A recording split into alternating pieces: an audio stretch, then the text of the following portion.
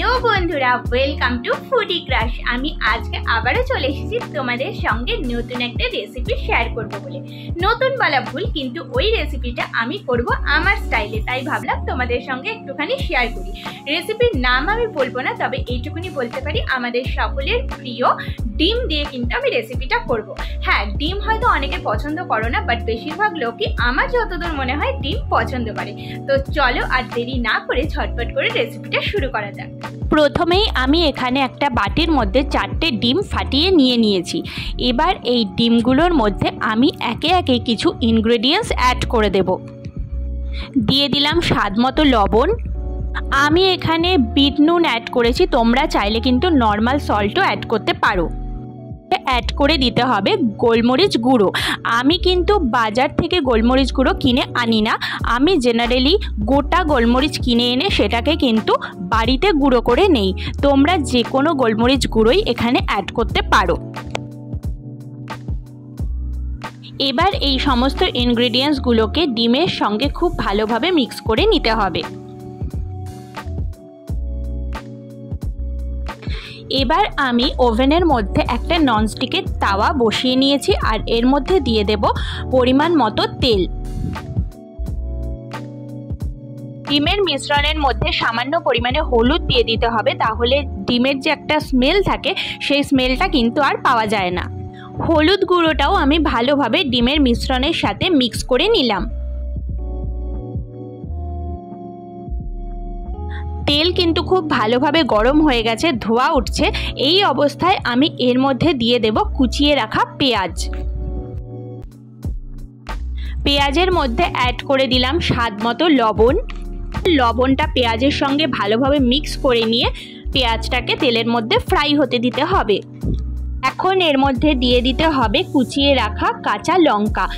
ঝাল অবশ্যই তোমরা তোমাদের স্বাদ অনুযায়ী অ্যাড করবে। আমি যে পরিমাণে ঝাল খাই সেই রকমই কিন্তু আমি অ্যাড করেছি। পেঁয়াজ আর কাঁচা লঙ্কা মোটামুটি ফ্রাই হয়ে গেলে এর মধ্যে অ্যাড করে দিতে হবে ডিমের মিশ্রণটা।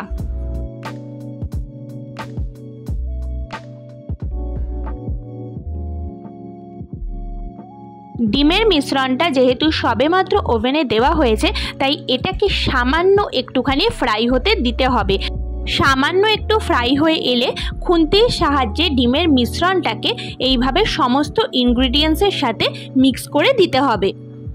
ডিমের মিশ্রণটা সমস্ত ইনগ্রেডিয়েন্টসের সাথে একটু একটু করে মিক্স করতে হবে, আর অল্প করে ফ্রাই হতে দিতে হবে, কারণ এটা যেহেতু তরল জাতীয় মিশ্রণ, সেক্ষেত্রে একটু ফ্রাই হতে না দিলে জিনিসটা কিন্তু টেস্টি হবে না।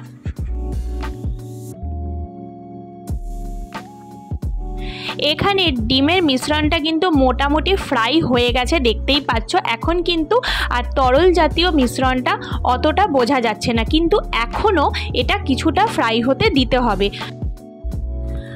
এখন খুন্তির সাহায্যে দেখে নিতে হবে যে ডিমটা ভালোভাবে ফ্রাই হয়ে গেছে কিনা। এখানে দেখতেই পাচ্ছ যে ডিমটা খুব ভালোভাবে ফ্রাই হয়ে গেছে, আর আমি খুন্তির সাহায্যে এগুলোকে এভাবে একটু কেটে নিচ্ছি, কারণ আমি যেই রান্নাটা করছি সেটা এইভাবে একটুখানি খুন্তির সাহায্যে কেটে কেটে নিলে বেশ ভালো লাগে, আর সমস্ত জিনিসগুলো ভালোভাবে মিক্সও হয়ে যায়। আমার রান্না মোটামুটি কমপ্লিট হয়ে এসেছে, আর এর মধ্যে আমি অ্যাড করে দেব সামান্য পরিমাণে টমেটো কেচাপ। এটা অ্যাড করলে কিন্তু ভীষণ টেস্টি হয় খেতে, তোমরা অবশ্যই একবার ট্রাই করে দেখো। আর আমি কিন্তু অল্প পরিমাণেই টমেটো কেচাপ দিচ্ছি, তোমরা যে যেরকম খেতে পছন্দ করো সেই অনুযায়ী কিন্তু দেবে, আর পরিমাণটাও বুঝে দেবে, কারণ ডিমের পরিমাণ যেরকম হবে সেই পরিমাণ অনুযায়ী কিন্তু টমেটো কেচাপটাও অ্যাড করতে হবে। আর এখন আমি এটা বেশ ভালোভাবে ডিমের সঙ্গে মিক্স করে নেব। আমাদের রান্না একদম রেডি হয়ে গেছে সার্ভ করার জন্য।